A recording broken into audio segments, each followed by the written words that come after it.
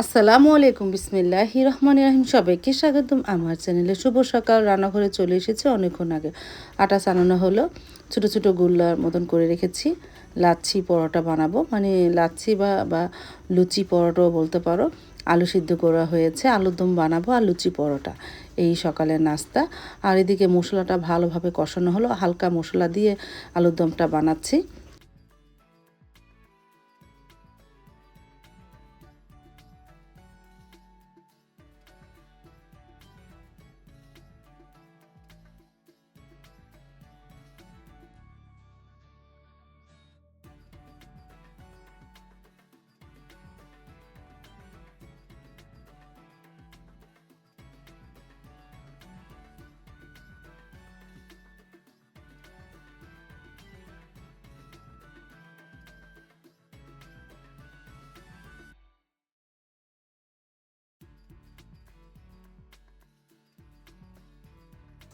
আর এই ফাঁকে পরোটার শেপগুলো দিয়ে নিতেছি।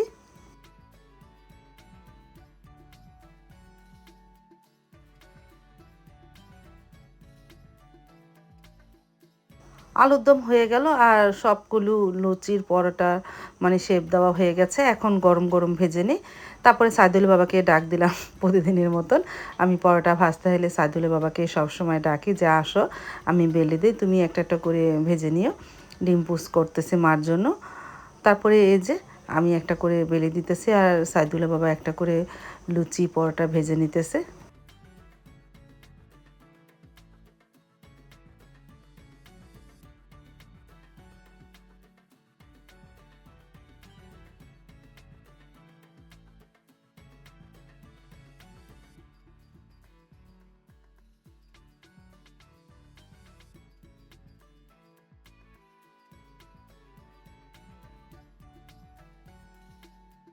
এই যে সাইদুল বাবা ভাজতেছে, মাশাল্লাহ ভালোই ফুলেছে, অনেক মজা হয়েছিল। খাওয়ার সময় তোমাদের দেখাবো না। আস্তে আস্তে প্রত্যেকটা পরোটা ভাজা হলো। তারপর তো ড্রয়িং রুমে নিয়ে চলে আসলাম আলুর দম আর লুচি পরোটা মাকে দিলাম, আর আমি আর সাইদুলে বাবাই খেলাম।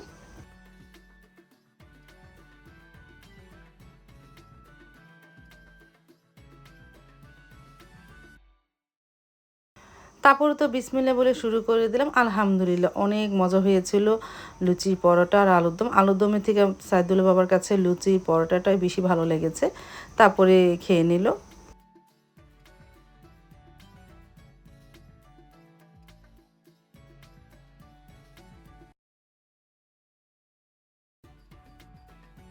চা তো বানিয়েছিলাম, সারামণি তো পরোটা খাবে না, সারামণিকে একটু চা দিলাম আর সাইদুল বাবাকে দিলাম, আমি আর মা খাবো না। তারপরে তো আর ভিডিও করা হয়নি, ঘরগুলো গুছানো হয়েছিল, ঘর ঝাড়ু দিয়ে মুছে প্রায় 1টা বাজে চলে এসেছিলাম রান্নাঘরে। আজকে ঘরগুলো তোমাদের একটু দেখালাম না। তারপরে আজকে লতি দিয়ে শুটকি রান্না করব, লটকে শুটকি, শিং মাছ দিয়ে উস্তা দিয়ে, আর পাঙ্গাস মাছের ডিম হয়েছিল সেদিন তোমাদের দেখাতে ভুলিয়ে গিয়েছিলাম, সেই ডিম ভুনা করব। ভাত বসিয়ে দিলাম আর এই চুলায় শিং মাছটা বসাই।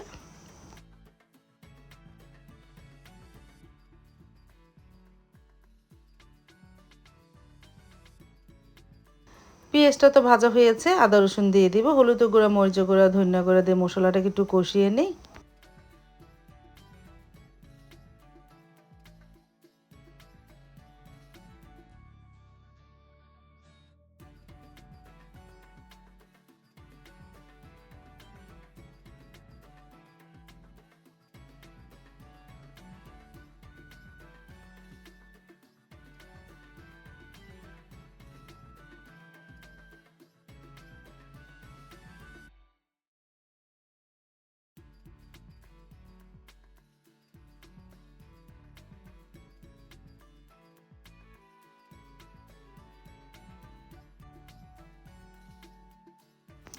মশলাটা ভালোভাবে কষানো হলো, দিয়ে দিলাম শিং মাছ আর আলু, ভালোভাবে ধুয়ে দিয়ে দিলাম।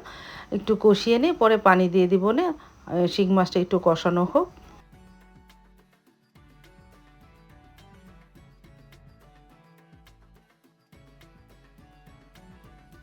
শিং মাছ কষানো হয়ে যাওয়ার পর পানি দিয়েছিলাম, বলক আসলো, এখন একটু শাক দিই। শাক দিয়ে তারপরে উস্তাটা দিয়ে দিব, আর ঢাকবো না, আস্তে আস্তে জালে শিং মাছটা রান্না করি। উস্তা দিয়ে শিং মাছের ঝোল।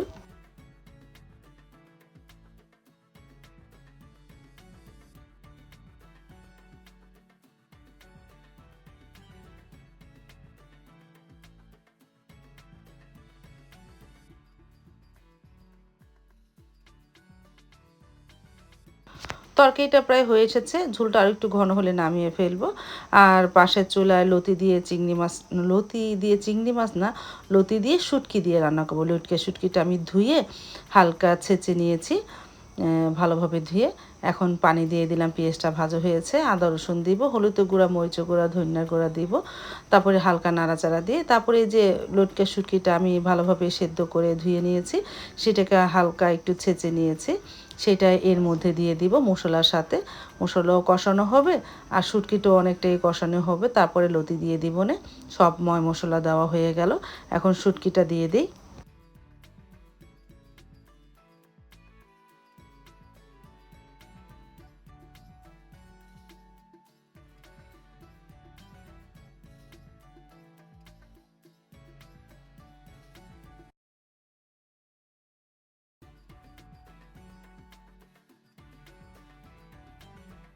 শিং মাছের তরকারিটা হয়ে গেছে, নামিয়ে রাখলাম। মাশাআল্লাহ কালারটা সুন্দর এসেছে।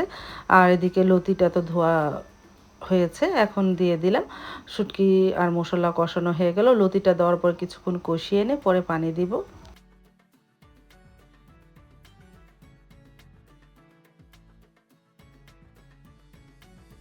আর পাশের চুলায় ডিম ভুনা করব। ওই যে পাঙ্গাস মাছের ডিম সিদ্ধ করে রেখেছি, আমি ভুনা করব। সাবা খুব পছন্দ করে এই ডিমটা। আর এই যে সিদ্ধ করে লবণ দা সিদ্ধ করেছিলাম। তারপরে তো লতির তরকারিটা আস্তে আস্তে হচ্ছে, আর পাশের চুলায় ডিমের তরকারিটা হচ্ছে। মশলা কষিয়ে ডিমটাও দিয়ে দিয়েছিলাম, এই যে দেখো।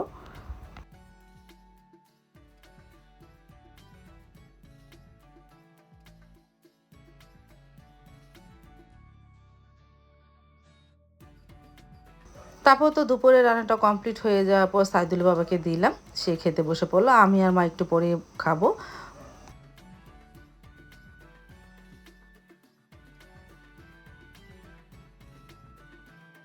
তার ঘন্টাখানিক পর আমি আর মা খেতে বসে পড়লাম। সাইদুলের বাবা আজকে তাড়াতাড়ি খেয়ে নিল, আমি আর মা একটু পরে খেলাম, কারণ আমরা নামাজ গোসল করে নামাজ পড়ে খেতে বসলাম। আজকে একটু দেরি হয়ে গেছে।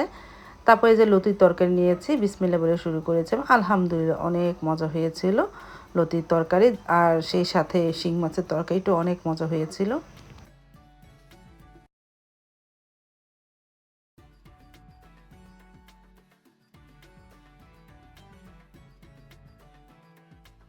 দুপুরে খাওয়া দাওয়া করে একটু রেস্ট নিয়েছিলাম। তারপরে তার ভিডিও করা হয়নি। সন্ধ্যার মাগরিবের নামাজ পড়ে রান্নাঘরে চলে আসলাম। সন্ধ্যার পর আজকে অনেক কাজ। সেমাই ভেজে নিতেছি, দুধ জাল দিতেছি, একটু সেমাই রান্না করব।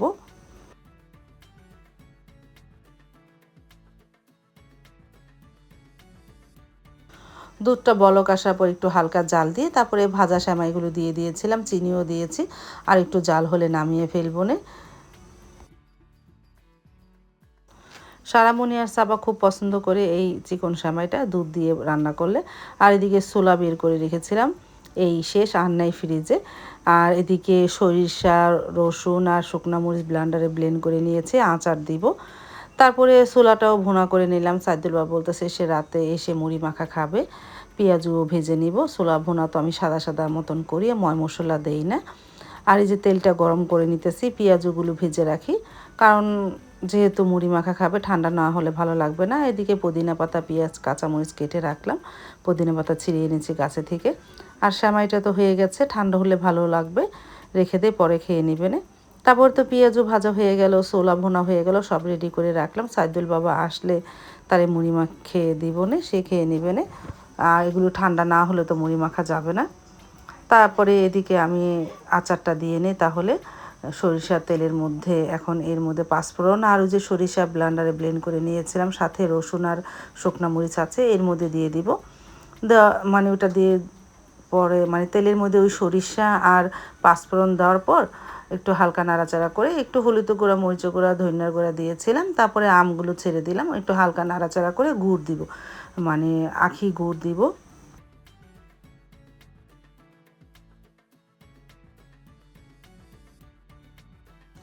ভালোভাবে নাড়াচাড়া দিয়ে তারপরে আখি গুড় দিয়ে দিলাম। চিনি যদি দরকার হয় দিব, তা না হলে দিব না। অনেকটাই গুড় দিয়েছি, আস্তে আস্তে নাড়তে থাকলে অনেকটাই পানি ছাড়বে গুড়ি থেকে।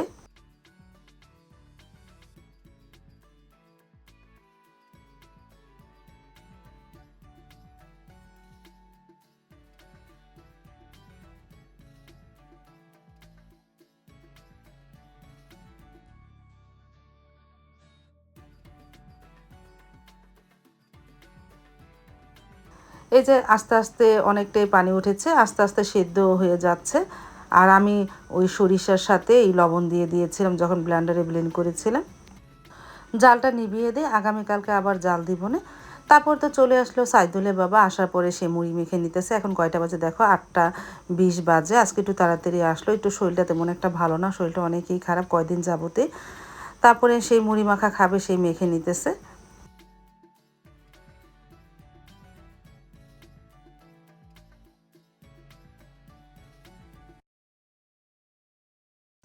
এই যে সাইদুলের বাবা আর আমি খেলাম, আর কেউই খেলো না। আর বিড়াল ছানাটা দেখো বসে আছে, মুড়ি মাখা খাবে, কিন্তু দিয়েছি কিছুই খেলো না, চলে গেল। তারপরে আমি আর সাইদুলের বাবা একটু মুড়ি মাখা খেলাম, আমি অল্পই খেয়েছিলাম।